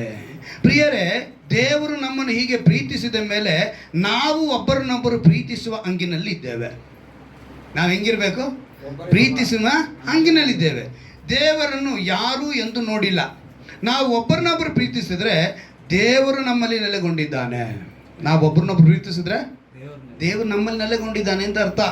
ನಂತರ ಹೇಳಲ್ಪಟ್ಟಿದ್ದೆ, ಪ್ರೀತಿಸಿದರೆ ದೇವರು ನಮ್ಮನ್ನು ನೆಲೆಗೊಂಡಿದ್ದಾನೆ ಮತ್ತು ಆತನಿಂದಾಗುವ ಪ್ರೀತಿಯು ನಮ್ಮಲ್ಲಿ ಸಿದ್ಧಿಗೆ ಬರುತ್ತದೆ. ದೇವರು ನಮಗೆ ತನ್ನ ಆತ್ಮದಲ್ಲಿ ಪಾಲನ್ನು ಅನುಗ್ರಹಿಸಿದ್ದರಿಂದಲೇ ನಾವು ಆತನಲ್ಲಿ ನೆಲೆಗೊಂಡಿದ್ದೇವಂತಲೂ ಆತನು ನಮ್ಮಲ್ಲಿ ನೆಲೆಗೊಂಡಿದ್ದಾನೆಂತಲೂ ತಿಳಿದುಕೊಳ್ಳುತ್ತೇವೆ. ತಂದೆಯು ತನ್ನ ಮಗನನ್ನು ಲೋಕ ರಕ್ಷಕನಾಗಿ ಕಳಿಸಿಕೊಟ್ಟಿರುವುದನ್ನು ನಾವು ನೋಡಿದ್ದೇವೆ. ಅದರ ವಿಷಯದಲ್ಲಿ ಸಾಕ್ಷಿ ಹೇಳುತ್ತೇವೆ, ಯೇಸು ದೇವರ ಮಗನಾಗಿದ್ದಾನೆಂದು ಯಾವನು ಒಪ್ಪಿಕೊಂಡು ಹೇಳುತ್ತಾನೋ ಅವನಲ್ಲಿ ದೇವರು ನೆಲೆಗೊಂಡಿದ್ದಾನೆ. ದೇವ ಕುಮಾರನು ಅಂತ ಯಾರು ನೆಲೆಗೊಳ್ತಾರೋ ಅವರಲ್ಲಿ ದೇವರು ನೆಲೆಗೊಳ್ಳಿದೆ ಮಾಡ್ತಾರೆ. ಅಲ್ಲಿಗೆ ಪ್ರೀತಿನ ಹಂಚ್ಕೊಳ್ಬೇಕು. ಪ್ರೀತಿಯ ಕುರಿತು ಬಹಳ ಇದೆ. ಅಂದರೆ ನೀವು ಪ್ರೀತಿ ಮಾಡ್ತೀರಾ ಅಂತ ಹೇಳಿದ್ರೆ ಆ ಪ್ರೀತಿಯ ಕುರಿತು ಒಂದು ದೊಡ್ಡ ವಿಷಯನೇ ಕೊರಿಂಥ ಪಟ್ಟಣದಲ್ಲಿ ಬರೆಯುವಾಗ ದೇವರು ಅದ್ಭುತವಾಗಿ ತಿಳಿಸಿದ್ದಾರೆ. 1 ಕೊರಿಂಥದವರಿಗೆ 13ನೇ ಅಧ್ಯಾಯ ಅಲ್ಲಿ ಒಂದು 4 ವಾಕ್ಯವನ್ನು ಗಮನಿಸುವಾಗ ಒಂದು ಅದ್ಭುತವಾದ ವಿಷಯಗಳನ್ನ ದೇವರಲ್ಲಿ ಹೇಳ್ತಾರೆ. ಪ್ರೀತಿಯು ಬಹು ತಾಳ್ಮೆಯುಳ್ಳದು. 4ನೇ ವಾಕ್ಯದಿಂದ ಓದ್ತಿದ್ದೀನಿ, ಗಮನ ಇಟ್ಟು ನೋಡಿ. ಪ್ರೀತಿ ಬಹು ತಾಳ್ಮೆಯುಳ್ಳದು, ಪ್ರೀತಿ ದಯೆ ತೋರಿಸುವುದು, ಪ್ರೀತಿ ಹೊಟ್ಟೆ ಕಿಚ್ಚು ಪಡುವುದಿಲ್ಲ, ಹೊಗಳಿಕೊಳ್ಳುವುದಿಲ್ಲ, ಒಪ್ಪಿಕೊಳ್ಳುವುದಿಲ್ಲ, ಮರ್ಯಾದೆಗೆಟ್ಟು ನಡೆಯುವುದಿಲ್ಲ, ಸ್ವಪ್ರಯೋಜನವನ್ನು ಚಿಂತಿಸುವುದಿಲ್ಲ, ಸಿಟ್ಟುಕೊಳ್ಳುವುದಿಲ್ಲ, ಅಪಕಾರವನ್ನು ಮನಸ್ಸಿನಲ್ಲಿ ಇಟ್ಟುಕೊಳ್ಳುವುದಿಲ್ಲ, ಅನ್ಯಾಯವನ್ನು ನೋಡಿ ಸಂತೋಷ ಪಡದೆ ಸತ್ಯಕ್ಕೆ ಜಗವಾಗುವುದರಲ್ಲಿ ಸಂತೋಷ ಪಡುತ್ತದೆ, ಎಲ್ಲವನ್ನ ಅಡಗಿಸಿಕೊಳ್ಳುತ್ತದೆ, ಎಲ್ಲವನ್ನ ನಂಬುತ್ತದೆ, ಎಲ್ಲವನ್ನ ನಿರೀಕ್ಷಿಸುತ್ತದೆ, ಎಲ್ಲವನ್ನ ಸಹಿಸಿಕೊಳ್ಳುತ್ತದೆ. ಇಷ್ಟು ಪ್ರೀತಿ ಕುರಿತು ಹೇಳಲ್ಪಟ್ಟಿದೆ. ಆದರೆ ಇವತ್ತು ಯೋಚನೆ ಮಾಡಿ ನೋಡಿ, ಕ್ರೈಸ್ತರು, ಪರಿಶುದ್ಧರು, ವಿಶ್ವಾಸಿ ಅಂತ ಹೇಳ್ಕೊಳ್ತೀವಿ. ಅನ್ಯರನ್ನ ಬಿಟ್ಟುಬಿಡಿ, ಅವ್ರನ್ನ ಬಿಟ್ಟಾಕಿ. ಅನ್ಯರು ಇದರಲ್ಲಿ ಎಂಟ್ರಿ ಆಗೋದು ಬೇಡ. ನೀವು ಮೊದಲನೇದಾಗಿ ಹೆತ್ತ ತಾಯಿ ತನ್ನ ಮಗನನ್ನು ದೂಷಣೆ ಮಾಡುವಂಥ ಕಾಲಗಳು ಇವತ್ತು. ಎಂಥದ್ದು? ಹೆತ್ತ ತಾಯೇ ತನ್ನ ಮಗನ ಕುರಿತು ದೂಷಣೆ ಮಾತುಗಳು. ಅದಕ್ಕೇ ವಾಗ್ದಾನ ಕೊಟ್ಟಿದ್ದು ಏನಂತ? ಏನಿದೆ ನಾಲಿಗೆಯಲ್ಲಿ? ಜೀವ, ಎಚ್ಚರಿಕೆ ಪ್ಲಸ್ ಆಶೀರ್ವಾದ. ಎಲ್ಲಿಂದ ಬಂತು? ಈಗ ನಾನು ಇಷ್ಟೊಂದು ವಿಷಯಗಳನ್ನ ಹೇಳಿದ್ನಲ್ಲ, ಹಳೆ ಒಡಂಬಡಿಕೆಯಿಂದ ಹೊಸ ಒಡಂಬಡಿಕೆವರೆಗೂ ದೇವರು ಅನ್ನೋ ವಿಷಯದಲ್ಲಿ ಯಾವುದು ಇದೆಲ್ಲ ಹೇಳೋದು? ನಾಲಿಗೆನೇ ಹೇಳೋದು, ಉಪದೇಶ ಮಾಡೋದು. ಬೋಧಕರು ಉಪದೇಶ ಮಾಡುವಾಗ ಅದನ್ನು ಸರಿಯಾದ ರೀತಿಯಲ್ಲಿ ಉಪದೇಶ ಮಾಡಿದ್ರೆ ಆ ನಾಲಿಗೆಯಿಂದ ಬರುವಂಥ ಮಾತುಗಳು, ಆ ನಾಲಿಗೆಯಿಂದ ಬಂದಂಥ ಉಪದೇಶಗಳು, ಬೋಧನೆಗಳು ಸರಿಯಾದ ರೀತಿಯಲ್ಲಿ ಒಬ್ಬರನ್ನ ನಡೆಸ್ಕೊಂಡು ಹೋಗಿದ್ರೆ ಅವರೆಲ್ಲರೂ ಇವತ್ತು ಕೂಡ ರಕ್ಷಣಾ ಮಾರ್ಗದಲ್ಲಿ ಬರ್ತಾ ಇದ್ರು. ನಮ್ಮ ಸುತ್ತಲೂ ಇರುವಂಥ ಜನಗಳು ಇದೇ ಬೆಟ್ಟಳ್ಳಿಲಿ ಇದ್ದಾರೆ, ಸೂಲಿಬೆಲೆಯಲ್ಲಿ ಇದ್ದಾರೆ, ಎಷ್ಟೋ ಜನ ನಮ್ಮ ಸುತ್ತಮುತ್ತ ಇದ್ದಾರೆ, ನಮ್ಮ ನೆಂಟರಿದ್ದಾರೆ, ಬಂಧು ಬಳಗದವ್ರು ಇದ್ದಾರೆ. ಅವರೆಲ್ಲ ಬರದೇ ಇರೋದಕ್ಕೆ ಕಾರಣ ಏನು ಗೊತ್ತಾ? ನಾವು ಈ ಪಾಯಿಂಟ್ ಹೇಳಿದ್ನಲ್ಲ, ಆಹಾರ, ಮದುವೆ, ಅಲಂಕಾರ ಮತ್ತು ತ್ರಯಕ, ಈ ವಿಷಯಗಳಲ್ಲಿ ನಾವು ಅವರಿಂದ ದೂರ ಆಗಿಬಿಟ್ಟಿದ್ದೀವಿ. ಪ್ರೀತಿನ ತೋರಿಸ್ತಾ ಇಲ್ಲ. ಏನು ಮಾಡಬೇಕು? ಅದು ಮಾಡಬೇಕು ಅಂದರೆ ಸಭೆಗೆ ಸರಿಯಾಗಿ ಬಂದರೆ ಸಭೆಯಲ್ಲಿ ವಾಕ್ಯಗಳಿಂದ ಒಂದೊಂದಾಗಿ ಕಲಿಬೋದು. ಆಗ ಸಭೆಗೆ ನೀವು ಸರಿಯಾಗಿ ಬಂದಾಗ ಮಾತ್ರ ವಾಕ್ಯನ ಕಲಿತು ಕ್ರಿಸ್ತನ ಪ್ರೀತಿಯನ್ನು ಹಂಚ್ಕೊಳ್ಬೋದು. ಇವತ್ತು ಹೆತ್ತ ತಾಯಿ ಮಗನನ್ನು ದೂಷಿಸುವರಾಗಿದ್ದಾರೆ, ಹೆತ್ತ ತಂದೆ ಮಗಳನ್ನು ದೂಷಿಸುವಳಾಗಿದ್ದಾಳೆ, ಗಂಡ ಹೆಂಡತಿಯನ್ನು ದೂಷಿಸುವನಾಗಿದ್ದಾನೆ, ಹೆಂಡತಿ ಗಂಡನನ್ನು ದೂಷಿಸುವಳಾಗಿದ್ದಾಳೆ. ಒಬ್ಬರಿಗೊಬ್ಬರ ಅನ್ಯೋನ್ಯತೆ ಇಲ್ಲ. ಅವರ ನಾಲಿಗೆಯಿಂದ ಬರುವ ಮಾತನ್ನು ಎರಡು ಕಿವಿ ಕೇಳೋಕ್ಕೆ ಸಾಧ್ಯನೇ ಇಲ್ಲ. ಅಂಥ ಹೊಲಸು ಮಾತುಗಳಲ್ಲಿ ಒಬ್ರಿಗೊಬ್ಬರು ಬೈಕೊಳ್ತಾರೆ, ಹೊಲಸು ಮಾತುಗಳಲ್ಲಿ ಆಡ್ಕೊಳ್ತಾರೆ. ಭಯಂಕರವಾದ ಬದುಕು. ಮಕ್ಕಳು ಹೆತ್ತವರನ್ನು, ಸ್ವಂತ ಅಣ್ಣ ತಮ್ಮಂದರಲ್ಲಿ, ಅಕ್ಕ ತಂಗಿಯರಲ್ಲಿ ಇಷ್ಟಕ್ಕೂ ಒಂದೇ ಹೊಟ್ಟೆಯಲ್ಲಿ ಹುಟ್ಟಿರುವಂಥವರೇ ಪ್ರೀತಿನ ಹಂಚ್ಕೊಳ್ತಾ ಇಲ್ಲ. ಒಂದೇ ಹೊಟ್ಟೆಯಲ್ಲಿ ಹುಟ್ಟಿರ್ತಾರೆ ಅಕ್ಕ ತಂಗಿರು, ಅಣ್ಣ ತಮ್ಮಂದಿರು. ಅದೇನು ಮಾಡ್ತಾರೆ? ಕ್ರಿಸ್ತನ ಪ್ರೀತಿಯಲ್ಲಿ. ಇದೆಲ್ಲ ವಿಶ್ವಾಸಿಗಳಲ್ಲೇ ನೋಡ್ತೀನಿ ನಾನು. ಸತ್ಯವೇದದಲ್ಲಿ ಆಗಲಿ, ನಮ್ಮ ಒಂದು ಆಡು ಭಾಷೆಯಲ್ಲಿ ಸಹೋದರ ಅಂತ ಹೇಳ್ತೀವಿ. ಏನಂತ ಹೇಳ್ತೀವಿ? ಅರ್ಥ ಏನು ಗೊತ್ತಾ? ಬಿಡಿಸಿ ಬರೆಯೋದು ಗೊತ್ತಾ? ಸಹ ಪ್ಲಸ್ ಉದರ. ಉದರ ಅಂದ್ರೆ ಏನರ್ಥ? ಎಲ್ಲ ಡಿಗ್ರಿಗೆ ಬಂದಿದ್ದೀರಾ? ಉದರ ಅಂದರೆ ಗೊತ್ತಿಲ್ಲ, ರಕ್ತ. ಉದರ ಅಂದ್ರೆ ಏನು? ರಕ್ತ. ಸಹ ರಕ್ತ ಅಂದರೆ ಸಹೋದರ ಅಂದರೆ ನಮ್ಮ ರಕ್ತ, ಇನ್ನೊಂದು ರಕ್ತ. ಸಹೋದರಿ ಅಂದರೆ ನಮ್ಮ ರಕ್ತ. ಸೊ ಇವತ್ತು ಆ ರಕ್ತನ ನಾವೇನು ಮಾಡ್ತಿಲ್ಲ, ಹಂಚಿಕೊಳ್ತಾ ಇಲ್ಲ. ಇವತ್ತು ಸಭೆಯಲ್ಲಿ ಕ್ರಿಸ್ತನ ರಕ್ತ ಹಂಚಿಕೊಂಡವರು ಎಲ್ಲರ ನಾಲಿಗೆಯಲ್ಲಿ ಮರಣ ತಾಂಡವ ಮಾಡ್ತಾ ಇದೆ. ಯಾವುದು ತಾಂಡವ ಆಡ್ತಾ ಇದೆ? ಮರಣ. ಎಲ್ಲಿ? ನಾಲಿಗೆಯಲ್ಲಿ. ಜೀವ ಕಾಣ್ತಾ ಇಲ್ಲ. ನಿಮ್ಮಲ್ಲಿ ಜೀವ ಕಂಡಿದ್ರೆ ನೋಡಿ, ನಾನು ಅದಕ್ಕೆ ಯಾವಾಗಲೂ ಪ್ರತಿಯೊಂದು ವಿಷಯನ ಹಳೆಯಿಂದ ಹೊಸ ಒಡಂಬಡಿಕೆಯವರು ತೊಗೊಂಬರ್ತೀನಿ. ವಿಗ್ರಹಾರಾಧನೆಯ ಜೊತೆ ನಾವು ಸೇರಬೇಕಾ ಬೇಡ ಅನ್ನೋದು ಅದಕ್ಕಿಂತ ಅಬ್ರಹಾಮನ ಕಾಲದಿಂದ ಸ್ಟೋರಿ ಹೇಳ್ಕೊಂಬಂದೆ ನಾನು. ಎಷ್ಟು ಜನಕ್ಕೆ ಅರ್ಥ ಆಯಿತೋ ಗೊತ್ತಿಲ್ಲ ನನಗೆ. ನಾನು ಹೇಳಿದ ಪಾಯಿಂಟ್ನ ಕರೆಕ್ಟಾಗಿ ಅರ್ಥ ಮಾಡಿಕೊಂಡ್ರೆ ನಾವೆಲ್ಲರೂ ಕೂಡ ದೇವರ ರಾಜ್ಯವನ್ನು ಪ್ರವೇಶ ಮಾಡ್ಬೋದು. ಸುವಾರ್ತೆ ಹೇಳುವಂಥವರಾಗಿ ಕ್ರಿಸ್ತನ ಪ್ರೀತಿಯನ್ನು ಹಂಚಿಕೊಳ್ಳೋರಾಗಿದ್ದು. ಕೆಲವರ ನಾಲಿಗೆ ತೆರೆದ ಸಮಾಧಿ ಆಗಿದೆ ಅಂತೇಳಿ ಕೀರ್ತನೆ 5:9 ಬರೆಯಲ್ಪಟ್ಟಿದೆ. ನಮ್ಮ ನಾಲಿಗೆ ಏನಾಗಿದೆ ಅಂತೆ? ತೆರೆದ ಸಮಾಧಿ. ಇನ್ನು ಕೆಲವರ ನಾಲಿಗೆಯಲ್ಲಿ ನಾಶನ ಕುಳಿತಿದೆ ಅಂತೇಳಿ ಕೀರ್ತನೆ 10:7 ಹೇಳ್ತಾನೆ. ನಾಲಿಗೆನ ನಾವು ಕಾದ್ಕೊಳ್ಬೇಕು. ಕೀರ್ತನೆ 34:13 ಹೇಳ್ಬಿಟ್ಟೆ. ನಾವು ನಾಲಿಗೆ ಏನು ಮಾಡ್ಕೋಬೇಕಂತೆ? ಕಾದ್ಕೊಳ್ಬೇಕು. ಮೃದುವಾದ ಪ್ರತ್ಯುತ್ತರವು ಸಿಟ್ಟನ್ನು ಆರಿಸುವುದು, ಬೆರು ನುಡಿಯೋ ಸಿಟ್ಟನ್ನು ಏರಿಸುವುದು ಅಂತೇಳಿ ಜ್ಞಾನಯುಕ್ತಿಗಳು 15:1 ಹೇಳಲ್ಪಡ್ತಾ ಇದೆ. ಆವಾಗ ನಾವು ಏನು ಮಾಡ್ತಾ ಇದ್ದೀವಿ? ಕೆಟ್ಟವರ ನಾಲಿಗೆ ಎಂಥದ್ದು ತಿಳ್ಕೋಬೇಕು. ಕೊನೆಯದಾಗಿ ಮತ್ತಾಯನ ಬರೋ ಸುವಾರ್ತೆಯಲ್ಲಿ ಒಂದು ಮಾತನ್ನು ಹೇಳಿ ನಾವು ಪ್ರಾರ್ಥನೆ ಮಾಡೋಣ. ಮತ್ತಾಯನ ಬರೋ ಸುವಾರ್ತೆ 12ನೇ ಅಧ್ಯಾಯ. ಮತ್ತಾಯನ ಬರೋ ಸುವಾರ್ತೆ. ಜ್ಞಾಪಕ ಬಂದಿದ್ದಕ್ಕೆ ಇನ್ನೊಂದು ನಿಮಿಷ ಯಾಕೋಬನ ಬರೆದ ಪತ್ರಿಕೆ ತೆಗೆದುಕೊಳ್ಳಿ. ಯಾಕೋಬನ ಬರೆದ ಪತ್ರಿಕೆ 3ನೇ ಅಧ್ಯಾಯ ತೆಗೆದುಕೊಳ್ಳಿ. ಈ ನಾಲಿಗೆ ಕುರಿತಲ್ಲಿ ಒಂದು ದೊಡ್ಡ ಲಿಸ್ಟ್ ಇದೆ. ಜ್ಞಾಪಕ ಬಂದ ಕೂಡಲೇ ನಾನು ನಿಮಗೆ ಹೇಳ್ತಾ ಇದ್ದೀನಿ. 1ನೇ ವಾಕ್ಯದಲ್ಲಿ ಹೇಳ್ಬಿಟ್ಟಿದೆ, ನನ್ನ ಸಹೋದರರೇ, ಬೋಧಕರಾದ ನಮಗೆ ಕಠಿಣವಾದ ತೀರ್ಪಾಗುವುದು ತಿಳಿದುಕೊಂಡು ಬಹುಮಂದಿ ಬೋಧಕರಾಗಬೇಡಿರಿ. ಅನೇಕ ವಿಷಯಗಳಲ್ಲಿ ನಾವೆಲ್ಲರೂ ತಪ್ಪುದುಂಟು. ಒಬ್ಬನು ಮಾತಿನಲ್ಲಿ ತಪ್ಪದಿದ್ದರೆ ಅವನು ಶಿಕ್ಷಿತನು, ತನ್ನ ದೇಹವನ್ನೆಲ್ಲ ಸ್ವಾಧೀನಪಡಿಸಿಕೊಳ್ಳುವುದಕ್ಕೆ ಸಮರ್ಥನಾಗಿದ್ದಾನೆ. ನಾಲಿಗೆನ ನಾವು ಹತೋಟಿಯಲ್ಲಿ ಇಡಬೇಕು. ನಮ್ಮ ನಾಲಿಗೆ ಹತೋಟಿಯಲ್ಲಿ ಇಲ್ಲ ಅಂತ ಹೇಳಿದ್ರೆ ನೋಡಿ, 5ನೇ ವಾಕ್ಯದಲ್ಲಿ ಹೇಳಲ್ಪಟ್ಟಿದೆ, ಹಾಗೆಯೇ ನಾಲಿಗೆಯೂ ಕೂಡ ಚಿಕ್ಕಂಗವಾಗಿದ್ದರೂ ದೊಡ್ಡ ಕಾರ್ಯವನ್ನು ಕೊಚ್ಚಿಕೊಳ್ಳುತ್ತದೆ. ಎಷ್ಟೋ ಕೊಂಚ ಕಿಚ್ಚು ಎಷ್ಟು ದೊಡ್ಡ ಕಾಡನ್ನು ಉರಿಸುತ್ತದೋ ನೋಡಿರಿ. ಕಾಡನ್ನೇ ಉರಿಸ್ಬಿಡುತ್ತಂತೆ ಯಾವುದೋ ಒಂದು ಸ್ವಲ್ಪ ಕಿಚ್ಚು. ಕಳೆದ ವಾರದಲ್ಲಿ ನಾವು ನೋಡ್ಬೇಕಾದ್ರೆ ಸೈಡೆಲ್ಲ ನೋಡಿದ್ವಿ. ಪೂರ್ತಿ ಬೆಂಕಿ, ಅದೊಂಚೂರು ಬೆಂಕಿ ಬಂದರೆ ಅದು ಜಾಗನ ಏನಾಗುತ್ತೆ, ಒಣಗಿರೋದೆಲ್ಲ ಅಂಟ್ಕೊಂಡು ಇಲ್ಲೇ ಈ ಥರ ಅಂದರೆ ಇನ್ನು ಕಾಡಿನಲ್ಲಿ ಹೆಂಗಿರುತ್ತೆ, ಸ್ವಲ್ಪ ಕಿಚ್ಚು ಬಂದರೆ ಇಡೀ ಕಾಡೆ ಭಸ್ಮ ಆಗುತ್ತೆ. ನೋಡಿ 7ನೇ ವಾಕ್ಯ ಹೇಳ್ಬಿಡಿದೆ, ನರಜಾತಿಯು ಸಕಲ ಜಾತಿಯು ಮೃಗ ಪಕ್ಷಿ ಕ್ರಿಮಿ ಜಲಕೀಟಗಳನ್ನು ಹತೋಟಿಗೆ ತರುವುದುಂಟು. ಏನಂತೆ, ಈ ಮನುಷ್ಯ ಎಲ್ಲವನ್ನ ಹತೋಟಿಗೆ ತರ್ತಾನೆ. ಇವತ್ತು ಮೊಸಳೆನೂ ಹತೋಟಿಗೆ ತರ್ತಾನೆ, ತಿಮಿಂಗಲನ ಹತೋಟಿಗೆ ತರ್ತಾನೆ, ಆನೆನ ತರ್ತಾನೆ, ಹಾವನ್ ತರ್ತಾನೆ, ಪಕ್ಷಿನ ತರ್ತಾನೆ, ಎಲ್ಲವನ್ನ ಹತೋಟಿಗೆ ತರ್ತಾನೆ. ಆದರೆ ತನ್ನ ನಾಲಿಗೆನ ಹತೋಟಿಗೆ ತರ್ತಾ ಇರುವಂತೆ. ವಾಕ್ಯ ಹೇಳ್ತಾ ಇರೋದು, ಮರಣಕರವಾದ ವಿಷದಿಂದ ತುಂಬಿದೆ, ನಾಲಿಗೆಯಿಂದ ತಂದೆಯಾದ ಕರ್ತನನ್ನು ಕೊಂಡಾಡುತ್ತೇವೆ. ಆದ್ದರಿಂದಲೇ ದೇವರ ಹೋಲಿಕೆಗೆ ಸರಿಯಾಗಿ ಉಂಟು ಮಾಡಲ್ಪಟ್ಟ ಮನುಷ್ಯರನ್ನು ಶಪಿಸುತ್ತೇವೆ. ಏನಂತೆ, ದೇವರ ಹೋಲಿಕೆ. ಒಬ್ಬ ಮನುಷ್ಯನ ನೀವು ಶಪಿಸಿದ್ರೆ ದೇವ್ರನ್ನ ಶಪಿಸ್ದಂಗೆ ನೀವು. ಯಾಕಂದ್ರೆ ಅವನು ಯಾರ ಹೋಲಿಕೆ ಅಲ್ವಾ? ಆದರೆ ಜ್ಞಾನಕ್ಕೆ ತಿಳೋದು ಮಾತು ಬರೆಯಲ್ಪಡಿದೆ, ನಿಮಿತ್ತವಿಲ್ಲದ ಕೊಟ್ಟ ಶಾಪ ಎರಗಿ ನಿಲ್ಲದು. ಕಾರಣ ಇದ್ದು ಶಾಪ ಕೊಟ್ಟರೆ ಅದು ನಡೆಯುತ್ತೆ, ಆದರೆ ಕಾರಣ ಇಲ್ದಿರೋ ಕೊಟ್ಟರೆ ನಡೆಯಲ್ಲ. ನಮ್ಮ ನಾಲಿಗೆಗೆ ಅದಕ್ಕೆ ಹೇಳಿದ್ದು ದೇವರು, ನಾಲಿಗೆಗೇನಿದೆ, ಜೀವ. ಅವಾಗ ಒಬ್ಬರು ಶಾಪ ಹಾಕಬೇಕು ಅಂತ ಹೇಳಿದ್ರೆ ಅಲ್ಲಿ ಕಾರಣ ಇತ್ತು ಅಂದರೆ ಆ ಕಾರಣ ನಿಜವಾಗಲೂ ದೇವರಿಗೆ ಇಷ್ಟವಿಲ್ಲದ ವಿಷಯವಾಗಿದ್ದರೆ ಖಂಡಿತವಾಗಲೂ ಅವರು ಶಾಪ ಹಾಕಿದ್ರೆ ಶಾಪ ತಟ್ಟುತ್ತೆ. ಇದು ಬಹಳ ಎಚ್ಚರಿಕೆ ಆಗಿರಬೇಕು. ಅದಕ್ಕೇನೆ ನಾಲಿಗೆಗೆ ಏನು ಶಕ್ತಿ ಇದೆ, ಜೀವ ಮರಣ. ಅದನ್ನು ನಮಗೆ ದೇವರು ತಿಳಿಯಪಡಿಸಿ, ಆ ನಾಲಿಗೆಯಲ್ಲಿ ಅದು ತೆರೆದ ಸಮಾಧಿ ಆಗಿರಬಾರ್ದು, ನಾಶನ ಕುಳಿತಿರಬಾರ್ದು, ನಾಲಿಗೆಯನ್ನು ಕಾದ್ಕೊಳ್ಬೇಕು, ಮೃದುವಾದ ಉತ್ತರ ಇರಬೇಕು. ಇಲ್ಲಿ ಆ ನಾಲಿಗೆ ಎಂಥದ್ದಾಗಿರಬೇಕು ಅಂತೇಳಿ ಹೇಳಲ್ಪಡ್ತಾ ಇದೆ. ಅದೇ ಬಾಯಿಂದ ಸ್ತುತಿ ಶಾಪ ಎರಡು ಬರುತ್ತದೆ. ನನ್ನ ಸಹೋದರರೇ, ಹೀಗಿರುವುದು ಯೋಗ್ಯವಲ್ಲ. ಊಟೆಯ ಒಂದೇ ಬಾಯಿಂದ ಸಿಹಿ ನೀರು ಕಹಿ ನೀರು ಎರಡು ಹೊರಡುವುದುಂಟೆ. ಒಂದೇ ಬಾವಿನಲ್ಲಿ ಸಿಹಿ ನೀರು ಬರುತ್ತಾ? ಯಾವುದನ್ನ? ಆದರೆ ನಮ್ಮ ಬಾಯಿ ಒಳಗಡೆ ನಿಮಿಷಕ್ಕೆ ನಾವು ಏನು ಗೊತ್ತಾ, ಇವಾಗ ಲೋಕ ಪ್ರಕಾರವಾಗಿ ತುಂಬ ಸಿನಿಮಾಗಳು ಬಂದು ಜನ ಹೆಂಗಾಗಿದ್ದಾರೆ ಗೊತ್ತಾ, ಒಬ್ಬನೊಳಗೆ 10 ಕ್ಯಾರೆಕ್ಟರ್ನ ತೋರಿಸ್ತಿರ್ತಾನೆ ಅವನು. ಅದನ್ನು ನೋಡಿ ನಮ್ಮವರಲ್ಲ, ಓಹೋ ಇದು ತುಂಬ ಇದೆಯೇನೋ. ಆದರೆ ಪ್ರತಿಯೊಬ್ಬ ಮನುಷ್ಯನಲ್ಲಿ ಒಂದು ಗಾದೆ ಮಾತು, ಒಳಗಡೆ ಸಿಂಹ ಇದೆ ಎಬ್ಬರಿಸ್ಬೇಡ ಅಂತಾನೆ. ಯಾರಂತೆ?